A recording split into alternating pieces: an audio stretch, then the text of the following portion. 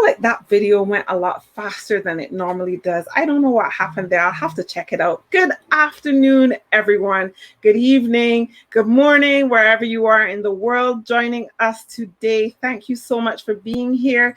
This is Magnifying HR Voices, and I am your host, Julie Turney. I am an HR for HR coach. I support HR professionals and help them to build resilience, agility, and provide them with a safe space to lean in, grow, and thrive. I am also the author of the book Confessions of an HR Pro, Stories of Defeat and Triumph, and podcast host, HR Sound Off podcast show, which brings me to my first announcement for today, which is, for those of you who are my day ones who know me, you know that I was doing a once a month show on my YouTube channel.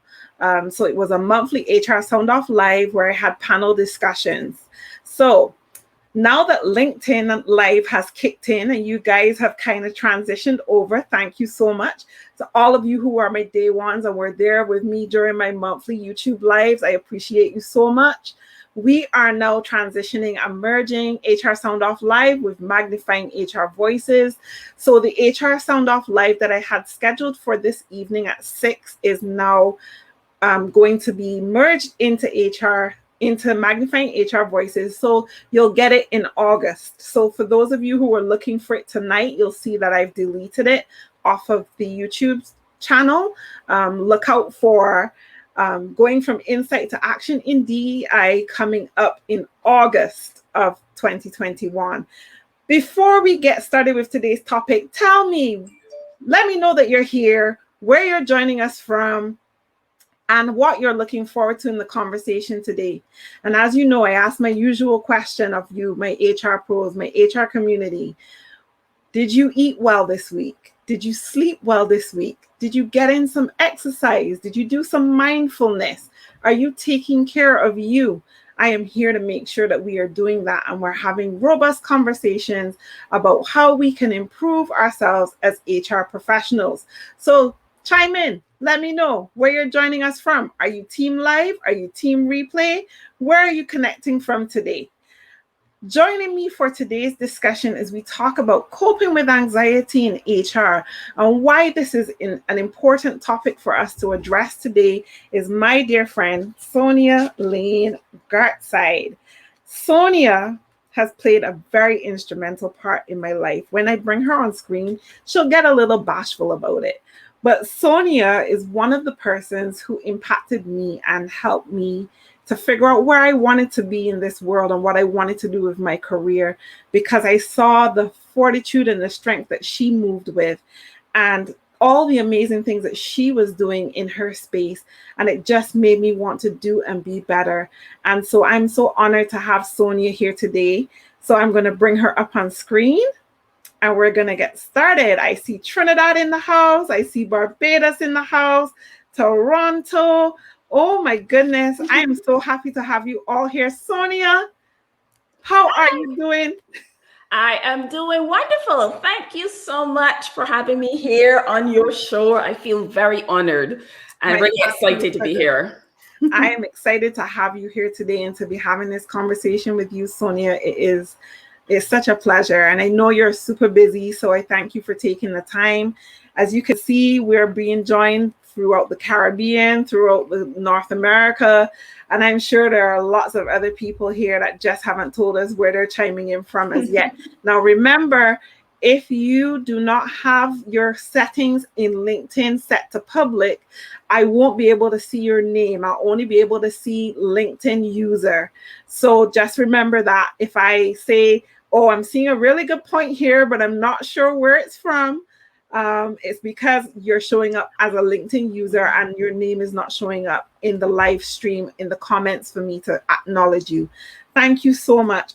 I am not sure. Where's SF? Is that San Francisco? San Francisco? Wow. Hi, Lusik. Nice to have you. It's nice to have you all here. Lusik, Ria, Jamelia, Janice, Shodia. Oh, Gail just came in from Trinidad and Tobago. Awesome. It's nice to have you here. So, Sonia, we are going to get started. Today, we are talking about anxiety in HR. Mm-hmm. And I think that this is a really important conversation for us to have. I was actually having a conversation with someone yesterday who has now decided to leave her corporate job to work, become self-employed. She was at the high level in her HR position, has decided now after 25 years in HR, she's going to walk away from it all. And so one of the things that she was talking about was anxiety being one of the reasons why she's walking away from it. And it just kind of struck me how important it was for us to have this conversation today. You, my friend, are the brilliant, amazing brainchild and author behind this amazing book that I cannot wait to share with my community today. This is my version. Oops. So this is the book, Workplace Anxiety, How to Refuel and to Re-engage. This is the book that we're sharing today. Sonia is the author of this book. And we're going to just get into our conversation because I know you guys, you do it to me every single week. We start out with a plan, you guys kick in, and our conversation changes to what you are talking about. But that's what we're here for. We're all here to engage. So the first question I'm going to ask you, the audience, to chime in the comments is, are you currently suffering or have you ever suffered from anxiety as a result of your role in HR or as a result of your role wherever you're doing? If you're here joining us today and you're not in HR, but if you're an HR pro, are you experiencing workplace anxiety right now? Have you experienced workplace anxiety? And if so, what do you think the cause of your anxiety is? And we're going to get into some stats. But before we do that, I'm going to jump off the screen so that Sonia can share her origin story and tell you who she is, what she does, where she lives, and you can get to know her a little bit, and then I'll be back to start the discussion. Oh, cool. Well, hello, everyone. And I see, yes, Julie has a very global audience in Indianapolis, and the UK is also in the house. Hi, I'm Sonia Layne-Gartside. And as you can tell from my accent, I'm originally from the lovely island of Barbados. I was born, nurtured, and educated in Barbados. I now live and work in the United States, in Pittsburgh. And I am a master trainer. I'm a change manager. I'm a DEI consultant. I'm a strategist. And I'm an executive coach. And that may seem like a lot, but as you guys know in HR, they're all related to one thing, which is people. That's what I work on. I'm a cheerleader for people and ideas. And so my work is primarily working with leaders to help them get the best from their people and ensure that the systems that they're working in allow them to thrive and allow them to succeed. And so that requires me to be certified, trained, and knowledgeable and experienced in all these areas.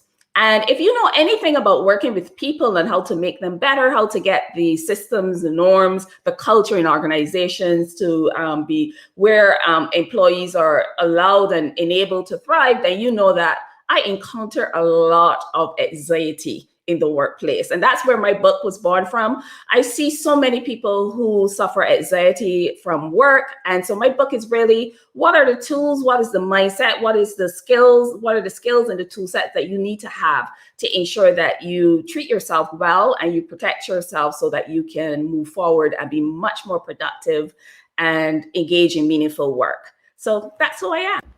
Awesome. You answered one of my questions already, Sonia. Don't mind. Well, you can ask me more because I always have lots of more backstory. Yes, definitely will. Are you looking at the comments, Sonia? So I'm seeing, yes, people are suffering from anxiety, currently suffering from anxiety, chronic anxiety.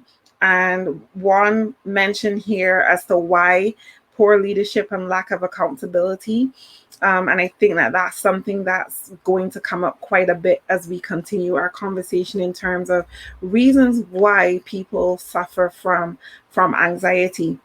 Mm-hmm. So let's kick off our conversation. Let's start with this question. What is anxiety?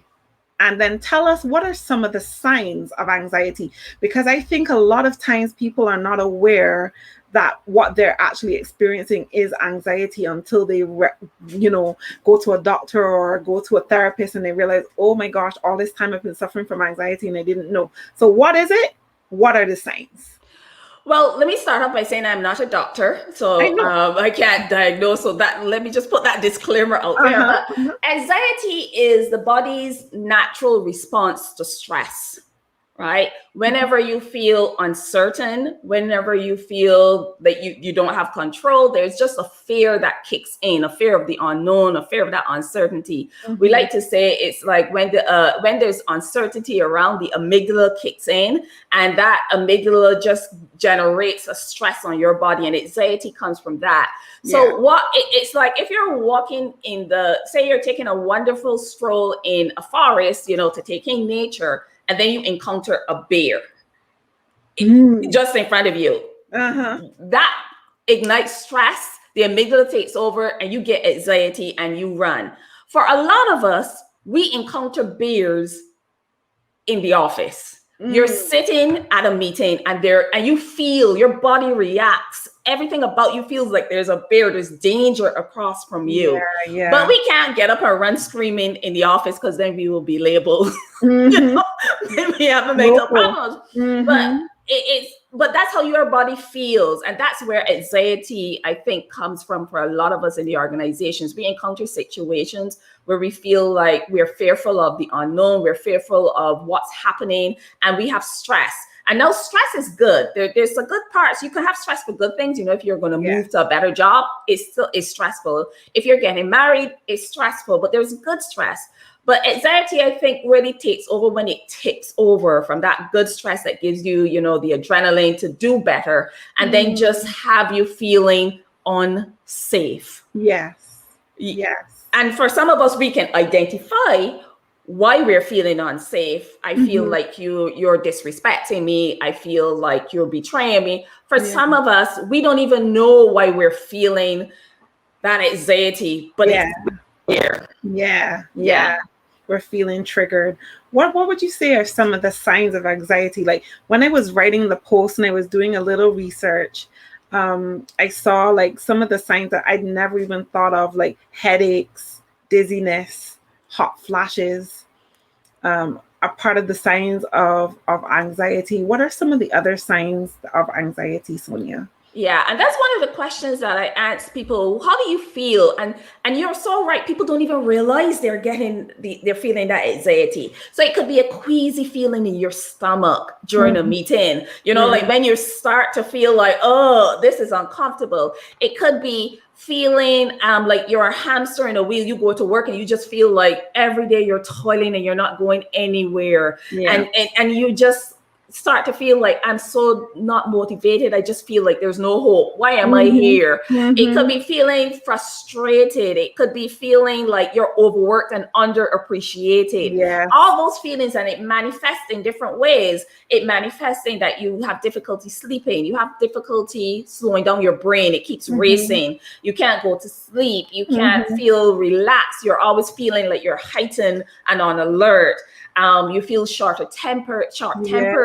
There's so many different ways. And one of the key things that people have to determine is how does it manifest in you, so that you're able to recognize when it begins, so you can address it. And you don't, as you say, end up feeling overworked, burnt out, sick.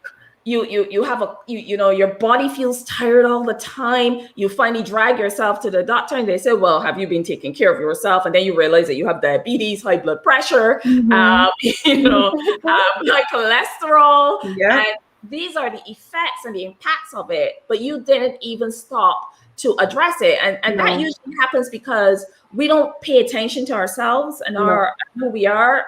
We obey pain. Pain is the only thing that makes us pay attention. So we often wait until our body breaks down and we want to get up, but we can't go anymore to then think about addressing it. Yes. And it's so very true as you raise a lot of those points of things that we don't take for granted, that we take for granted in our body until we feel pain. Like I said before, I had a manager and she always used to say to me, Julie, nowhere is supposed to hurt you. If you are in pain, you go to the doctor. But, even in those moments when you're feeling those things, like where your heart skips a beat, or you recognize when it comes to doing certain activities as an HR professional, like going to a disciplinary hearing, having to liaise with the union, dealing with going before your CEO or the C-suite to present your case or to present findings for the year as an HR professional, how you're going to develop your team and grow your team. A lot of times we get anxiety when we go to do these things. If you are like me and you do public speaking, before I do these sessions, I have a full-on freak out. Like, I know that some people feel like you have it under control, but no matter how many times I speak publicly, I still have this feeling in my stomach, which according to Brené Brown is a good thing. So you have to be able to recognize like when you're going through good stress and when you're dealing with bad stress. I see a lot of comments again coming up in the chat that I want to address. So Dolly is saying that for a number of reasons, mostly a lack of support, miscommunication, and going through microaggressions, that's part of why she's experiencing her anxiety. I know that can be really difficult, especially when you are dealing with microaggressions. And I think Dolly is from the UK, and I know that can happen quite a bit. And then I see Liza.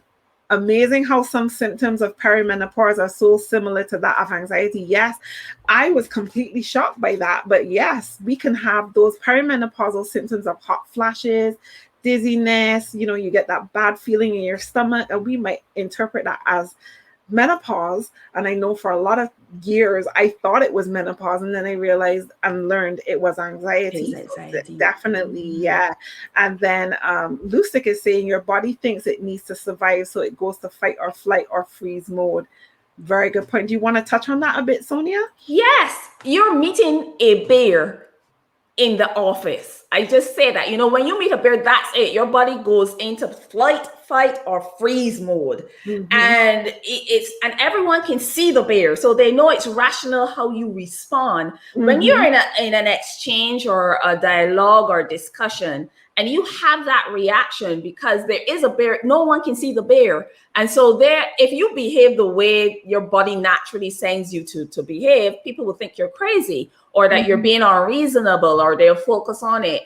And so and that's part of the reason we tend to shut it down, not process the emotion, not even, shut that down and store it in our bodies. Because one of the key things of really dealing with stress, and stress is really what causes that anxiety, is that you have to process it.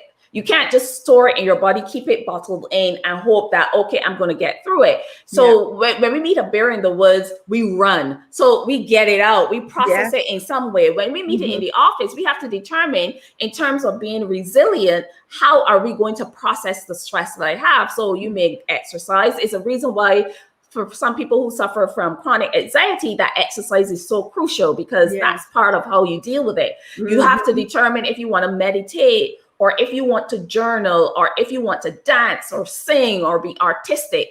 There needs to be some form of dealing with that anxiety, because if you don't address it, it's going to manifest and destroy your body. It's going to manifest and destroy your psyche and your mental health. And it's going to manifest and destroy your emotional health as well. Absolutely. And this is why it's so important for us, especially in the HR space, right? Because most of our audience are HR people, and this is who we are talking to today specifically. Do not take the time to process their trauma.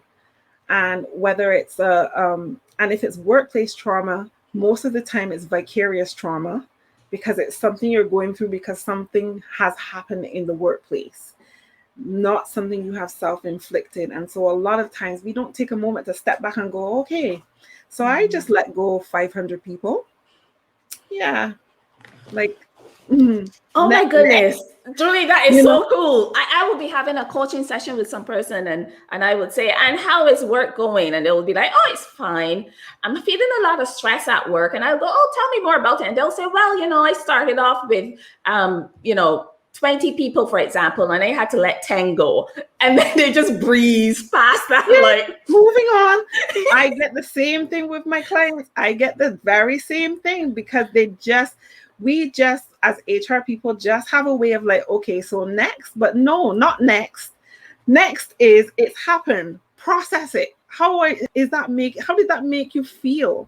There was a time when I was doing terminations and I knew after every termination, I left the office because I go sit by the beach, watch the ocean, go back to work the next day. My leadership knew that was how I had to deal with those situations, especially when I knew it was a termination that was not justified, didn't make sense, or something I pushed back on and did not win.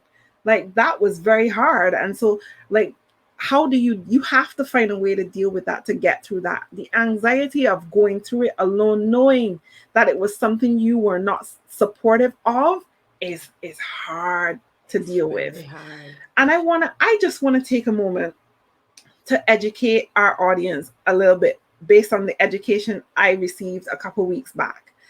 I was looking at the labor force survey that was done in the UK.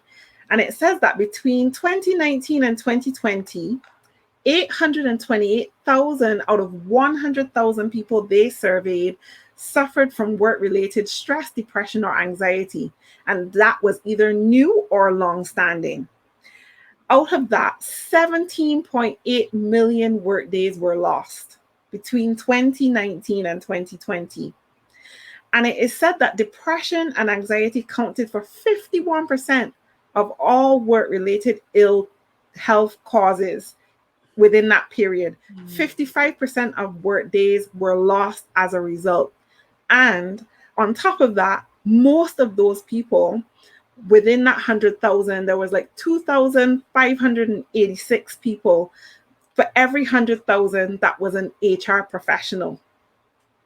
That was an HR professional dealing with stress, depression, and anxiety. Now, they attributed a lot of what they were experiencing to workload pressures, tight deadlines, and bad bosses. Bad bosses being number one. I've just kind of put it in reverse. Now, in the US, similar stats. 83% of workers are suffering from work-related stress. 35% said that they were stressed out by their boss. 63% were saying they are ready to quit. That is in 2020. Of those amount of people, 63 people, the people who were surveyed, 37% of those people are HR professionals. Just getting up and quitting because they can't take the stress. They can't take the anxiety that they are experiencing. COVID has changed a lot for a lot of people, for most of us, in terms of what we will accept, what we won't accept, where workplace bullying, toxicity is concerned. What do you see happening based on your experience with your clients in terms of how they are processing and dealing with this anxiety that they're facing? Well, first of all, you're really advanced if you understand that your resilience is based not on how you endure, but how you refuel and re-engage. Right? And not many people are there. Most people are there of, oh my God, I'm overwhelmed and stressed and burnt out and I can't handle it. And then when you say to them, well, how are you taking care of yourself? How are you really refueling and re-engage? And they go, a blank stare. Well, I try every now and then and they're not consistent. So the first thing you have to let people know is that if you are not actively and intentionally and consistently refueling and re-engaging your body, which means eating well, moving your body, taking care of yourself, and recognizing that when I feel stress, I first have to identify that emotion and process it, and then figure out what do I do when I feel it, so that you have a plan for when you feel, then you will get those results. Most people don't even realize that they should be taking care of themselves. They are prioritizing themselves. They think it's selfish. I should just get on with it, or I should just move through the process. And you're like, no, it's like you are an important asset. And in order for you to take care and continue and continue to thrive, then you have to take care of yourself. And so that's the first thing, to help people to recognize that working out and eating healthy isn't about what you're supposed to do. It's essential for you to continue to be going forward. Then the second thing you then have to move people through is to understand the difference between self-soothing and self-care, because sometimes people, you know, they merge the two. Yes. And self-soothing is what happens when you're feeling stressed. Naturally, they dig down and try to get away from the stressful feeling. And that's why they do something that makes them feel good, which is not a problem. So they may get home and drink a glass of wine, or they may go home and watch their favorite show, or they may go home and drink a glass of wine and go online shopping. Things that make them feel better, but it's temporary. And then what happens when the stress goes up? It then turns into we overeat, we overdrink, we overshop. So that's just self-soothing. It's not it makes you feel better, but it's temporary. And so self-care is where you are focusing on things that really makes a difference, that refuel your body and your mind. Because, you know, I like to say we have to be mentally, emotionally, and physically ready for leadership. It takes an emotional toll. And so you have to sit down and say, okay, I know I feel temporarily good when I binge watch a show and it makes me feel temporarily good, but that's not really helping me. What will? It's really ensuring that I take a class on meditation, or take a class on moving my body, or take a 5-minute walk, or like you do, Julie, for those of you who are lucky, you go out and watch this, you know, sit by the ocean and listen to it. Come in. If you're like me, you put on a YouTube video of the ocean. You know, you take a walk. And so it's intentionally saying, the moment you're like, okay, right now you are across from me telling me something and my body is reacting like you're attacking me, I know to take a deep breath. And then I say to myself, this evening I'm going to have to do some good self-care to get to recover from this. And so that's where we want people to be addressing. Like the moment you feel it, you then go to yourself, okay, what are my top 5 go-tos? And I'm going to choose one today to really address that anxiety. And so that's usually the first stage. And it's the first part of my book is called Harness Your Anxiety, because anxiety is normal. Now, if you have to first recognize if you're having your anxiety is happening too often, because then you have to determine, is it that I just need to address it, or do I have chronic anxiety and I need medical help?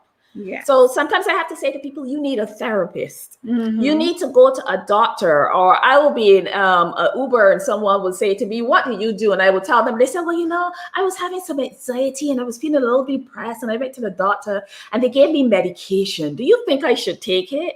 And I'm like, yes, of course you should take it, because your body needs help and you have to take care of yourself. So whatever that is, I want you at the first stage recognizing that you don't have to accept this. This is not a part of life that you just have to accept. No, it's not a new normal. It's not normal. It's not. What is normal is that you feel that way because things are happening that are causing you to feel justifiably anxious. And what people do is they hide their anxiety and they tell you you're a little bit too delicate, or you're calm down. Don't believe that. Your body, you must listen to your body. It's accurate. Believe it. And so you need to then determine, how do I address it? And for a lot of people, sometimes they need a coach. For me, one of the things that I know, and of course I have a coach, because never trust a coach that don't have a coach. Never. Say that again for me, Sonia. Don't trust coaches who don't have coaches. Thank you very much. Thank you very much. I am a coach and I have a coach. It is important. I have a coach and a therapist. Hello?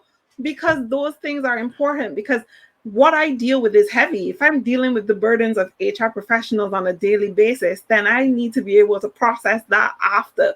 Because there are things that people say to me that gut me. That make me feel pain, that make me feel anxious for my clients. So yeah, I can't deal with that on my own. you need to be able to get some kind of help to help you deal with that. So yeah, I agree. Yes.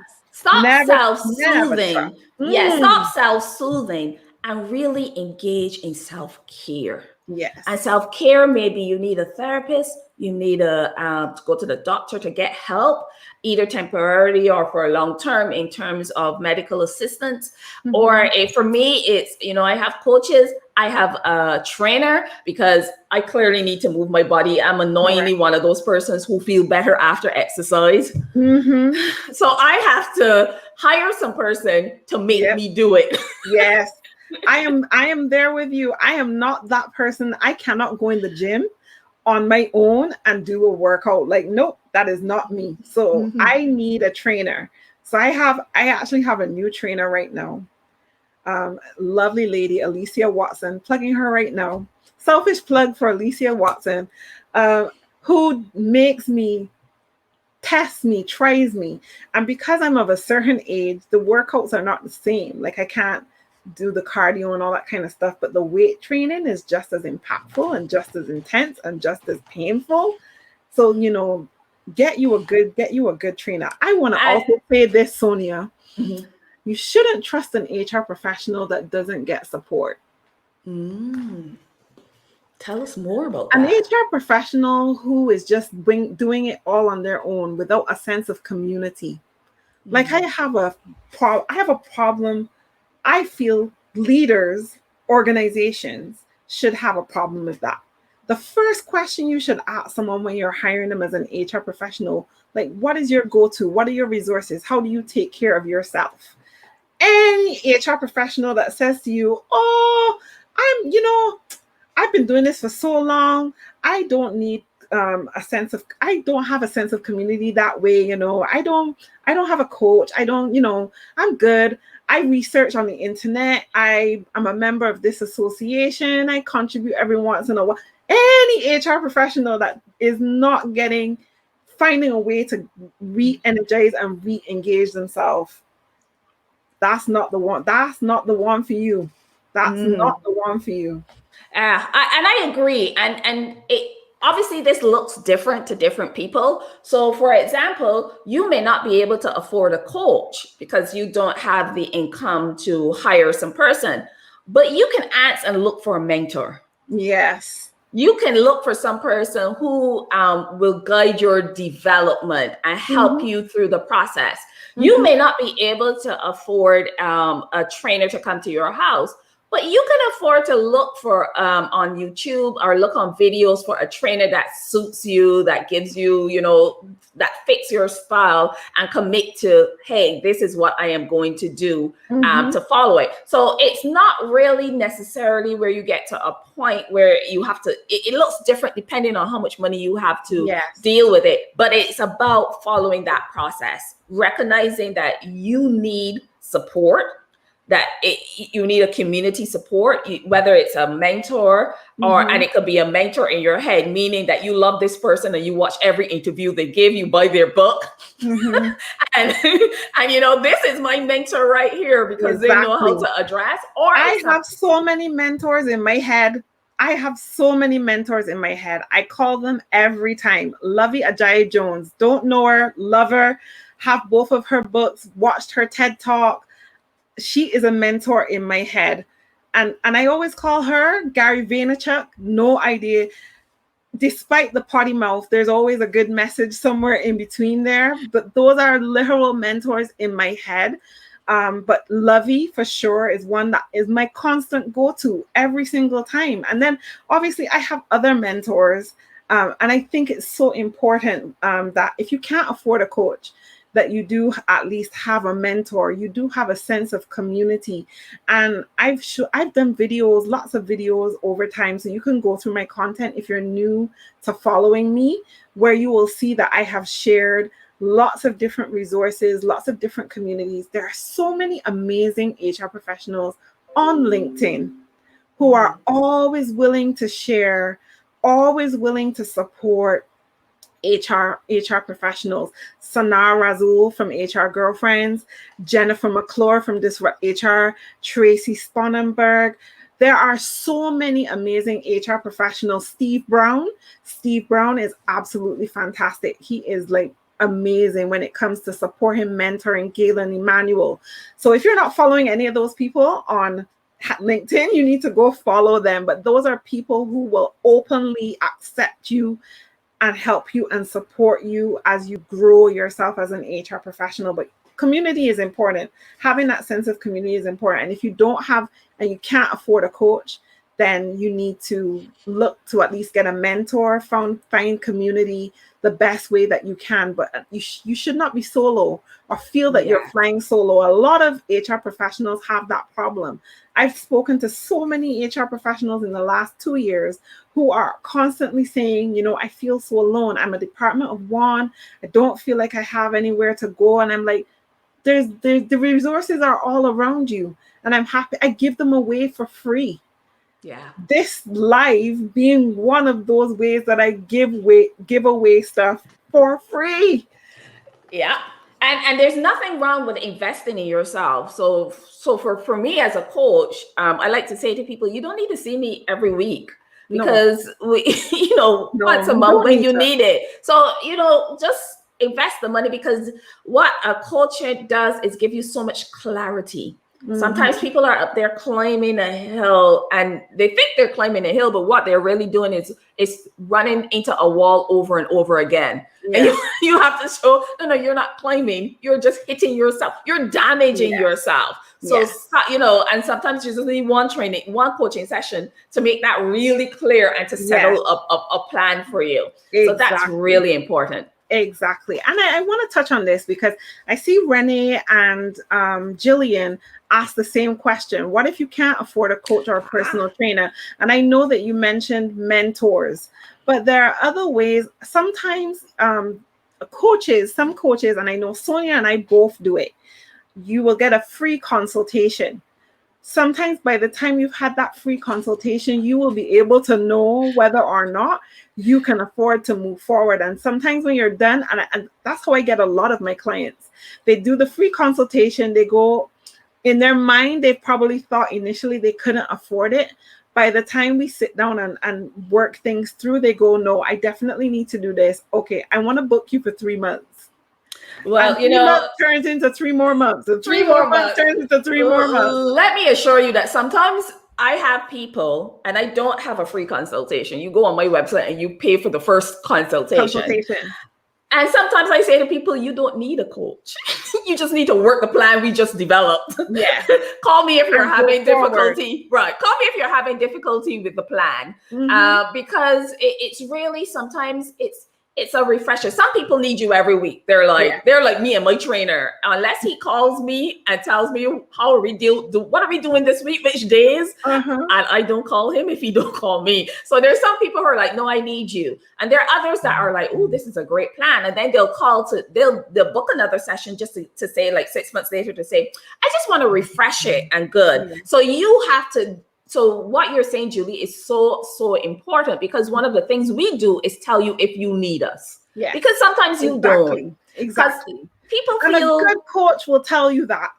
A good coach will say, well, you don't really need me. There are many times that I've said to people, you don't need me. What you really need is some therapy.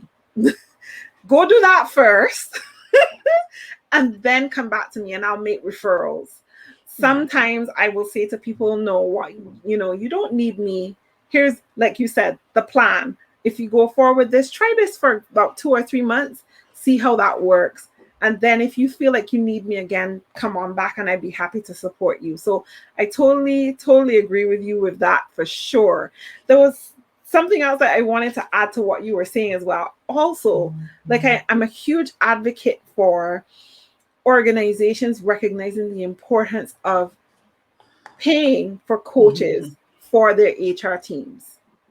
I'm a huge advocate for that. And I believe that if your HR person has said to you as a leader, look, I need some help. I'm struggling, and they should be vulnerable enough to have that conversation. I know most HR professionals are not, don't get me wrong, I know. But for those of you that are able to have those conversations with your leadership, you need to have those conversations. For those of you who control your own HR budget, you should include a part of your budget for coaching. Go scout around, find a coach, find someone that works for you, and then include that cost in your budget for your own self development. Make that a part of your individual development plan.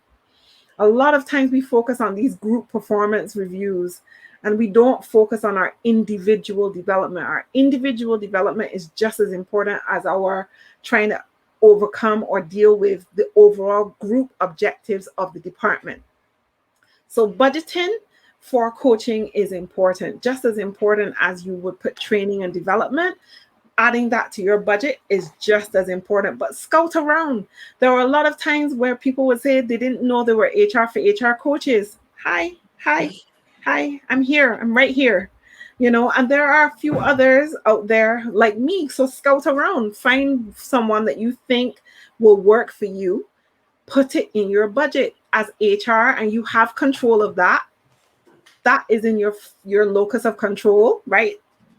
Sonia, it's very important. I mean, 80% of my clients are corporate clients, which means that the company is paying for them. And HR is processing that. But you're right. When you ask the question, I rarely get HR people coming for coaching. They approve coaching for other people. Exactly. They don't approve it for themselves. No, not at all. And my clientele is predominantly HR professionals, and a lot of times they're paying for this service on their own. And many times I will say to them, and I always encourage, whenever you are looking to engage my services as a coach, I'm happy to support you, but I think that it's a conversation you need to have with your leadership first, or make sure it is a part of your budget going forward. Because I took 15 years to develop this craft. I won't downplay what it's worth, because I'm adding value to your life. I'm going to make you better, more robust, more resilient, more agile, and I'm going to give you the tools that you need to develop and grow. I won't downplay that. I don't want you to downplay your worth either. When you come out on the other side of this, the return on investment for your organization is going to be sometimes triple what they're getting out of you right now. So focus on that and implement it into your budget so that you can get what you need from me, so that you can give what you need to give to your organization. Yeah. And I think sometimes HR people think that they need to be superheroes. And so we fix everyone, but it's really not about fixing. And sometimes in companies, coaching is seen as something you give to people who are right now engaged in bad performance. And it's not seen as for what it is, a strategic asset to improve productivity and to improve the ability to impact the bottom line for the organization. And so that's sometimes why they're not thinking about adding it to the budget. But you never see a world-class athlete, an Olympic gold medalist, without a coach or coaches. And one of the key things that I say for my coaching is I teach people how to perform their best under pressure. That's why athletes hire coaches, because in that 20 seconds that you've been training for, 20 seconds, take the 100-meter dash, what is it, 9 seconds? That 9 seconds in the gold medal winning performance, you've just spent 20 years leading up to that point.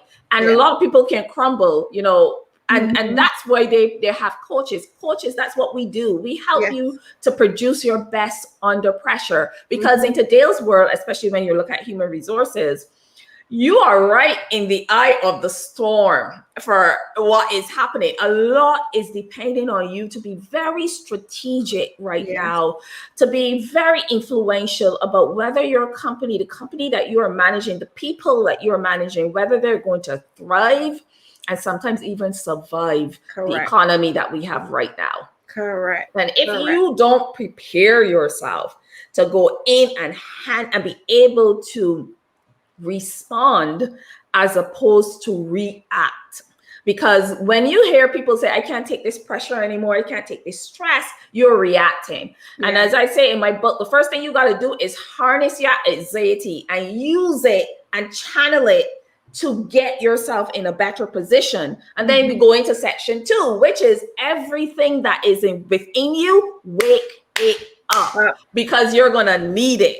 And we're going to develop and maximize your fullest potential before we then go. And that means you go into section 3 of the book, which is, well, how do I get better? So the first part, when I talk about harness your anxiety, this is your mindset.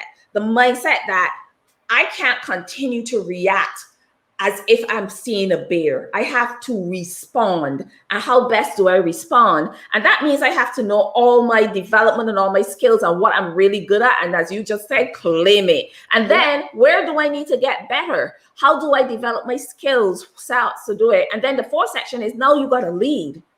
And you have to lead an organization that is quite often, it seems like it's an organization on fire or completely in chaos. Yes. And so once you have the, where to channel that anxiety, how I know what to do when I feel overwhelmed and stressed.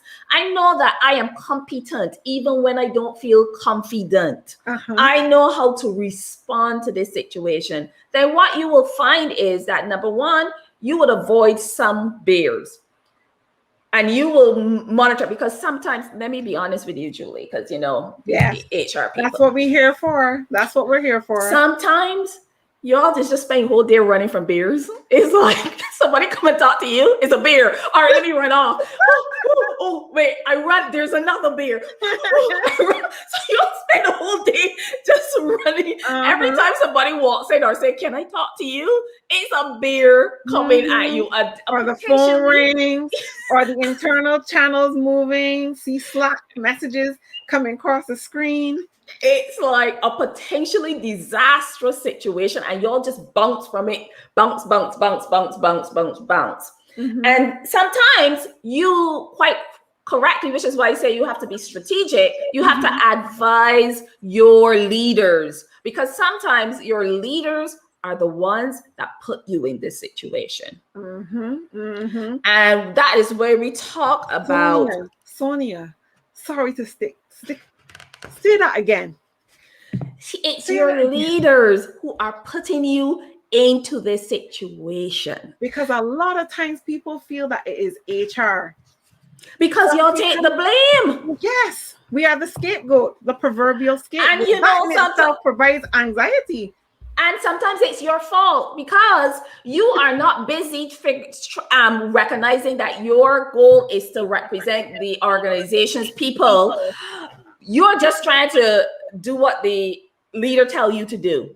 I see too many HR people who, when they're in a boardroom and they're sitting down with the executive team, are not representing employees and saying, this, while I know that it sounds good for you all and it's easy, this is not this is transactional. It is not an investment, and there will be a payment to be paid for this later. No, y'all are busy trying to get everyone to like you and saying, yes, sir, or yes, ma'am, you want this to happen, but I don't know, but we'll try to do it. No. And then later on, all you're doing is putting stress for yourself later on, right? And so adding it on. So what I want you to understand is, I'll tell you what the doctor tells me: stop being a future jerk to Sonia. Stop being a jerk to future Sonia. She said, but you're eating something now. Think of future Sonia, how she will feel. And so what I want to say to HR people is that when you are making decisions, or when you are when you have influence with your leaders, don't be a jerk to your future self, who's going to have to sit down and deal with the fallout from this bad decision. And also, don't take on and be the scapegoat for leadership, because that happens. I see it every single day, where HR becomes an enforcer of their leaders' bad decisions, as opposed to a source that employees can go to navigate that. There are going to be decisions that we don't really like. But we have to, because this is a community, right? And it's not necessarily, and see HR for what it really is, a partner to help you navigate and deal with it in the most productive way. Exactly. And I think that that's one of the things that a lot of us struggle with now. There are those of us that are, whether we're CHROs or HR managers, having that impact and having that seat at the table, not knowing exactly what to do with that seat at the table. So you fought for the seat, now you have it, now what? That in itself brings its own anxieties. And if you are not dealing with that in a way that is productive or that makes sense, you're there to push back. You're there to challenge the status quo. It is not HR's job to be complicit. It is not HR's job to make CEOs and leaders at the table feel comfortable. We are there to make you uncomfortable because we represent an entire workforce. And so when we go forward, we have to go with that fortitude of knowing we are representing both sides of the table. We are there for the best outcome for everyone. When I say that, a lot of people get itsy, like we're there for the people. Yeah, but the people is everyone at every side of the table, whether they are in the C-suite or they are below. We are there to bring the best outcome for everyone. So when we have that seat at the table, we need to make sure that we're helping the people at the table make the right choices for the people going down. And I want to say that you as HR have one goal. Your one goal is to get the CEO to recognize that you are there for his or her best interests. And that whenever you advise them, it is so that they can have a win-win situation, right? Yes. So they can trust you. You have to establish trust with that leader so that when you give them a recommendation, they're listening to their finance, they're listening to you. They know that that you are attempting to have sustainable profit. That's the goal. How to use our human resources to have sustainable profit. Which means that you can't abuse your human resources. If not, the profit is not going to come. So you listen to me over finance, because finance only has one goal: how to maximize profit. Exactly. And sometimes they're very short term in how they are going about it. Exactly. And so you have to really put the tension and the time. And and I was talking to a client about this, a new role, and I said, one goal right now: establish credibility with your leader so that he or she can trust you when you advise them. And realize, I help them to understand that you are about sustainability and that you are about the investment. So you want the company to make money, but you don't want it to burn out and just short term. We look good for 2 years, and then in the third year we having difficulty and problems. And so HR should be seen as a tremendous asset for a leader and not as an enforcer for poor leadership decisions. And you also, that's stage one. And number two is, if your CEO doesn't listen to you, if she's not listening to you, you want it so that when she does go out there and make the bad decision and you're approved right, she doesn't see you as, okay, let me avoid HR because I did wrong. She must see you as some person. All right, Julie, you told me not to do this and I screwed up. Help me fix it. Yeah, so that they can come back and see you as, okay. So which means that when they're off doing their, quite frankly, stupid decisions that are going to pick, you have to determine how are we going to recover, so that when the CEO comes to you, you have a plan for recovery, which does not involve blaming HR. And you explain to the leader that part of being an excellent leader is where you take responsibility for the decisions that you have made. And it will look really better if you admitted and said, we chose this. It wasn't an HR actually. It was not advised by HR. Everything is short term. I think somebody's saying it. Yes. And we know why, because people are demanding success now. And so you have to be able to advise your CEO as to what decisions are good in the short term, but won't cause tremendous damage. And which ones, no. You do that, you are locking yourself into long-term damage. Yes, definitely. And I like Dolly's point as well, which just enhanced your comment. And I also would add to that when we're thinking about these things, this is where HR really uses their business partner muscle, their analytical muscle, their finance muscle, because a lot of times people feel that HR is just touchy-feely, but HR is more than that. So now where you're building that credibility is how you use the data, which is what I tell my clients, when they're making those decisions, think about how much it costs to pay for each of these roles. When you move these roles and you think about what it's going to cost to upskill and move all those responsibilities somewhere else, think about the cost that it's going to impact the organization. When those people feel stressed, feel anxious, feel depressed, go off sick, that's money that you're losing again. Think about how long it's going to take us to refill those positions or backfill those positions. Another cost again. Versus, let's really try to find out what the trigger is, whether it's poor performance, and understand what it is and get the person the help that they need. Put people on performance plans or whatever it is that we need to do. But look further down the road and forecast with the data that you have. That's where HR, when you're building that muscle, you're able to then gain the credibility at the table. Then you say, okay, when they come with that bad decision and you know it's a bad decision, you go, so can you all tell me how much it's going to cost us? The impact of this decision is going to cost us 6 months down the road. Because in my head, as I calculate it, it costs us X amount for this employee, X amount for that employee. When we take that role and we merge it here, it's going to cost us X amount. When that person burns out, it will cost us X amount. Have we really thought that through? Most of the time they haven't. They're just thinking about that short-term win. Yes. They're not thinking down the road. They never think that far. And you know, you are highlighting a significant point that the number one problem of organizations today is poor leadership. And one of the key things that HR should be focused on primarily is developing their leaders. Yes. Creating better leaders, because that is an investment that will pay off for you. They will not be coming with such poor decisions and getting panicked, because we know how organizations are run, right? Oh my goodness, we're going to have a bad quarter. What are we going to do? And people think they can budget cut their way to greatness. So they're going to be like, let's send home these people and send home these. And it's like, no. That's not the answer. And so what you want is, I think, you should be having a really robust, consistent, year-round leadership development program. Yes. That is what it should be. And I think that goes to Cintra's point about building leaders and making sure leaders get the necessary training is one thing. Coaching is something completely different.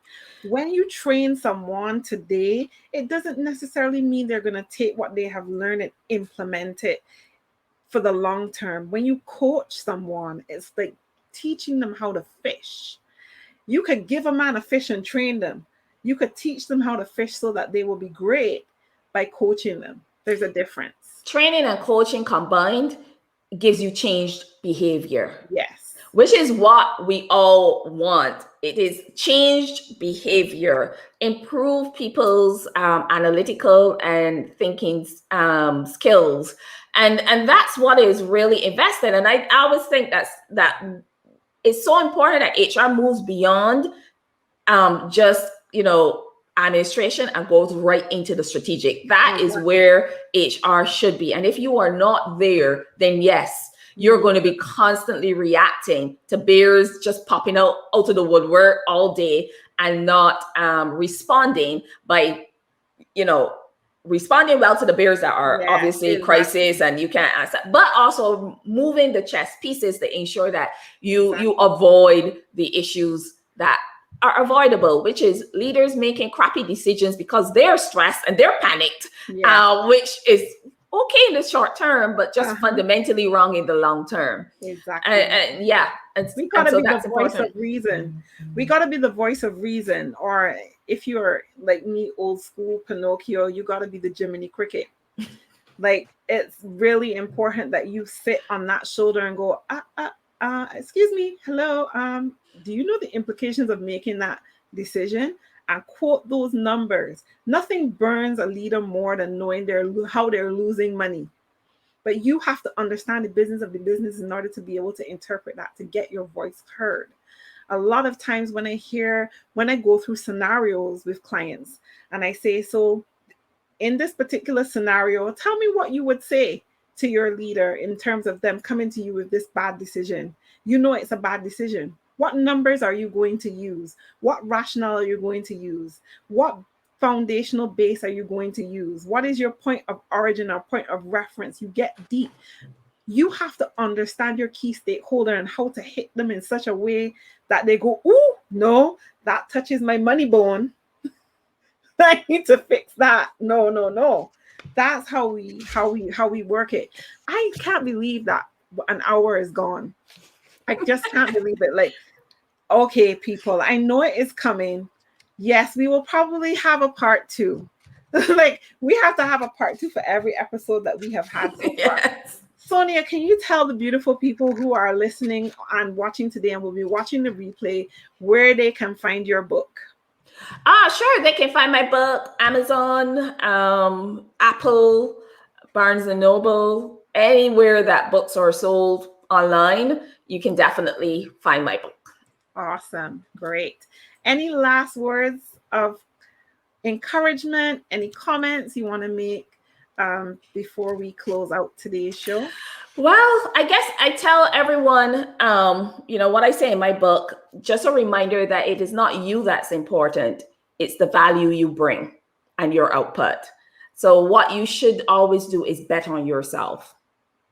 Believe in yourself and bet on yourself, because once you realize that, it's very freeing and helping you to understand that it's really just about the value I bring and demonstrating that value. And I can bring lots of value. I am really good at what I do. I just need to be able to demonstrate that value and create that credibility with my CEO and leadership team to know that they can trust me, that we have and that we have a win-win. We're all about win-win relationships here.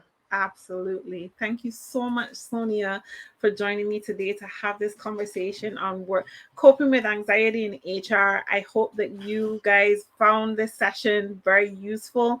I'm seeing in the comments, yes, that it was appreciated. I will just leave you with my final words. If you want to join the conversation right here on Magnifying HR Voices, if you have something to share that's out of the box, that is going to help us as an HR community develop and grow in a great way, you can connect with me here on LinkedIn. Send me a DM. I'm always on LinkedIn, so I'm happy to respond. Or you can send me an email at contact@hr@heart.co, and I will be happy to answer any questions that you have. Did you know that I wrote a book? It is called Confessions of an HR Pro, Stories of Defeat and Triumph, and is available on Amazon.com in paperback and in Kindle. So go grab your copy today. Please leave a review if you are reading my book. Let me know what you think. I am thinking about book 2. Let me know if it makes sense. Coming up next week, we have the beautiful, amazing Angelica Patlin, and she'll be joining us to talk about the new wave of HR. Angelica has an amazing story to tell about how she grew her career in HR. She's still very new-ish to HR, and so she's going to share her journey and also her journey on how she is coping with anxiety as an HR professional. We will get her story live and direct. And that is it. Thank you so much, Julie. So much for joining us today. You have been watching HR Voices, and I will see you again next week. Bye, everyone.